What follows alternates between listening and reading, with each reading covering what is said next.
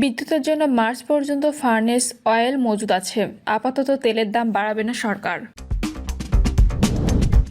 আঘাত হানার এটাই ছিল শেষ ও সেরা সুযোগ, বললেন ট্রাম্প। জানাবো ইরানের ক্ষেপণাস্ত্র হামলায় নেতানিয়াহুর পরিণতি ঘিরে অনিশ্চয়তা।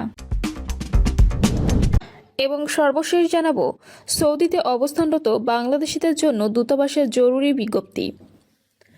দর্শক শুনছিলেন সংবাদ শিরোনাম, এবার জানিয়ে দিব বিস্তারিত সংবাদ। তবে তার আগে অনুরোধ থাকবে ভিডিওটিতে একটি লাইক দিন এবং ভিডিও সম্পর্কে আপনাদের গুরুত্বপূর্ণ মতামত কমেন্ট করে জানিয়ে দিন। আঘাত হানার এটাই ছিল শেষ ও সেরা সুযোগ, বললেন ট্রাম্প। যুক্তরাষ্ট্রের প্রেসিডেন্ট ডোনাল্ড ট্রাম্প বলেছেন তার দেশকে ইরানে হামলা চালাতে হয়েছে কারণ ইরানের পারমাণবিক শক্তির সক্ষমতা ধ্বংস করার জন্য এটিই সবচেয়ে ভালো সুযোগ ছিল। হোয়াইট হাউসে এক অনুষ্ঠানে ট্রাম্প বলেন, যুক্তরাষ্ট্রের জন্য ইরানে হামলা চালানো এটি ছিল শেষ সেরা সুযোগ। এই পদক্ষেপ না নিলে পরিস্থিতি নিয়ন্ত্রণের বাইরে চলে যেতে পারে, তিনি দাবি করেন। গত শনিবার সকালে ইরানে যুক্তরাষ্ট্র ও ইসরায়েলের যৌথ হামলা শুরু করার পর এই প্রথম কোনো অনুষ্ঠানে প্রকাশ্যে এই বিষয়ে মন্তব্য করলেন ট্রাম্প। এদিকে মার্কিন প্রতিরক্ষামন্ত্রী পিটি হেগসেট জানিয়েছেন ইরাকের মতো ইরানে মার্কিন সামরিক অভিযান দীর্ঘস্থায়ী হবে না। সেই সঙ্গে ইরানি জনগণ এই অবিশ্বাস্য সুযোগ কাজে লাগাবে বলে আশা করছেন তিনি। বাংলাদেশ সময় সন্ধ্যায় পেন্টাগনের সংবাদ সম্মেলনে তিনি এসব কথা বলেন। অপারেশন এপিক ফিউরি এক রাতের মধ্যে শেষ হবে না উল্লেখ করে পিট হেগসেট বলেন, এটি একটি বড় যুদ্ধক্ষেত্র, তাদের অনেক সক্ষমতা রয়েছে, এই কারণেই তারা আমাদের জন্য এত বড় হুমকি।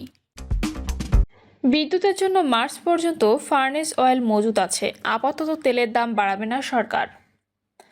মধ্যপ্রাচ্যে যুদ্ধ দীর্ঘায়িত হওয়ার শঙ্কায় আন্তর্জাতিক বাজার থেকে 3 মাসের জ্বালানি তেল এবং গ্যাস সরবরাহ নিশ্চিত করার উদ্যোগ নিয়েছে সরকার।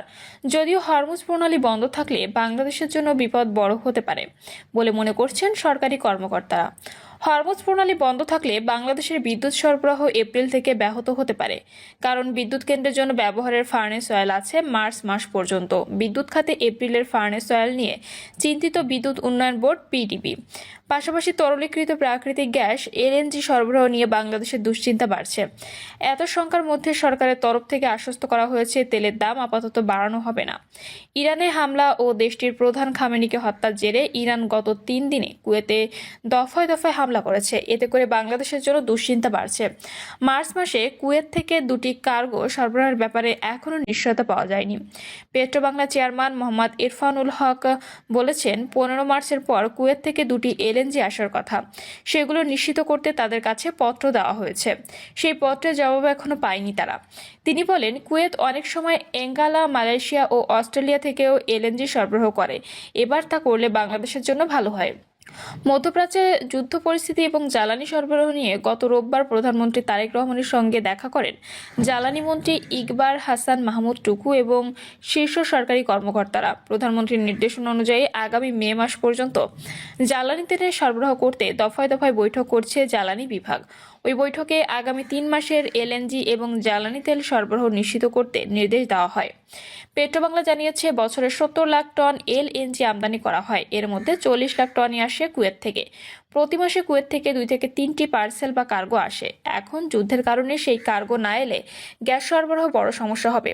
পেট্রোবাংলার চেয়ারম্যান বলেছেন, আগামী 2 থেকে 1 দিনের মধ্যে কুয়েত নিশ্চিত করলে কোনো সমস্যা নেই। তারা অপারগতা প্রকাশ করলে স্পট থেকে ওই কার্গোগুলো কেনা হবে।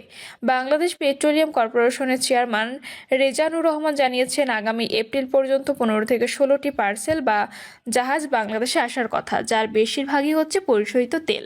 এগুলো হরমুজ প্রণালীর বাইরে চীন, মালয়েশিয়া, সিঙ্গাপুর সহ বিভিন্ন বন্দর থেকে বাংলাদেশে আসবে। অন্যদিকে সৌদি আরব থেকে 2টি অপরিশোধিত তেল আসার কথা, যেগুলো হরমুজ প্রণালী দিয়ে আসতে পারে। বিবিসি জানিয়েছে, সেগুলো বিকল্প বন্দর থেকে আনার চেষ্টা করা হচ্ছে। দেশে প্রতি বছর 70 লাখ টনের বেশি তেলের সরবরাহ করা হয়ে থাকে। এর মধ্যে অপরিশোধিত তেল হচ্ছে 13 লাখ টন। সেই অপরিশোধিত তেল আসে হরমুজ প্রণালী দিয়ে। ইরান হরমুজ প্রণালী খুলে না দিলে বাংলাদেশ সমস্যার মধ্যে পড়বে। তেলের দাম আপাতত বাড়াবে না সরকার। মধ্যপ্রাচ্যে উত্তেজনার কারণে সোমবার তেলের দাম 10% বেশি বেড়েছে। অপরিশোধিত তেলের দাম গিয়ে ঠেকেছে $75 প্রতি ব্যারেল।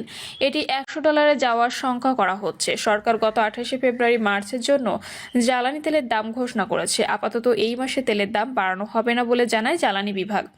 তবে এক নাগাড়ে তেলের দাম বাড়লে এপ্রিলের দাম বাড়ানো হতে পারে। বিদ্যুতের জন্য ফার্নেস তেল সরবরাহ নিয়ে বিদ্যুৎ ভবনে একটি সভা হয়। সেখানে ফার্নেস অয়েল সরবরাহ নিয়ে আলোচনা হয়েছে। দেশে 5,000 মেগাওয়াটের বেশি ফার্নেস অয়েল ভিত্তিক বিদ্যুৎ কেন্দ্র আছে।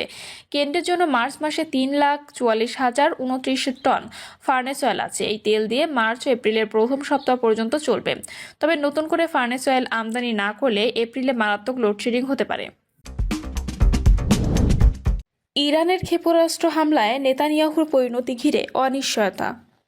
তেল আবিবে ইসরায়েলি প্রধানমন্ত্রী বেঞ্জামিন নেতানিয়াহুর কার্যালয় এবং হাইফা বন্দরে ইসরায়েলের নিরাপত্তা ও সামরিক বাহিনীর কার্যালয়ে ক্ষেপণাস্ত্র হামলা চালিয়েছে ইরানের বিপ্লবী গার্ড বাহিনী।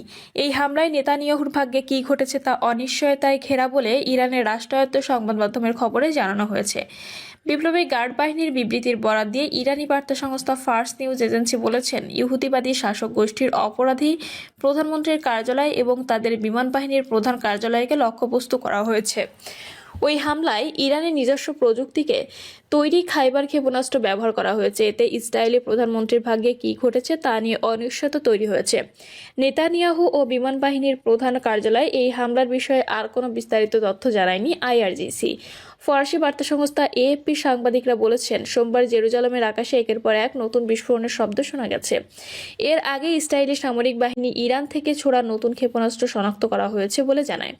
এক বিবৃতিতে ইসরায়েলি সামরিক বাহিনী বলেছে, কিছুক্ষণ আগে ইসরায়েলের প্রতিরক্ষা বাহিনী ইসরায়েলি ভূখণ্ডের দিকে ইরান থেকে ছোড়া ক্ষেপণাস্ত্র শনাক্ত করেছে। হুমকি মোকাবেলায় প্রতিরক্ষা ব্যবস্থাগুলো সক্রিয় রয়েছে। এদিকে সাইপ্রাসে একটি ব্রিটিশ বিমান ঘাঁটি এবং সৌদি আরবের একটি তেল স্থাপনায় হামলার পর ইউরোপীয় কমিশনের প্রধান উর্সুলা ভন ডর লিয়েন ওই অঞ্চল জুড়ে সার্বভৌম ভূখণ্ডে ইরান এবং তার প্রক্সি গোষ্ঠীগুলোর হামলার নিন্দা জানিয়েছেন। ব্রাসেলসে সাংবাদিকদের সঙ্গে আলাপকালে ফন ডার লিয়েন বলেন, আমাদের উত্তেজনা প্রশমন এবং সংঘাত ছড়িয়ে পড়া ঠেকাতে কঠোর পরিশ্রম করতে হবে। সতর্ক করে দিয়ে তিনি বলেন, ওই অঞ্চলে স্থিতিশীলতা অত্যন্ত গুরুত্বপূর্ণ। ইরানি রেড ক্রিসেন্ট সোসাইটি বলেছে, যুক্তরাষ্ট্র ও ইসরায়েলের অভিযানে ইরানে এখনও পর্যন্ত অন্তত 555 জন নিহত হয়েছেন।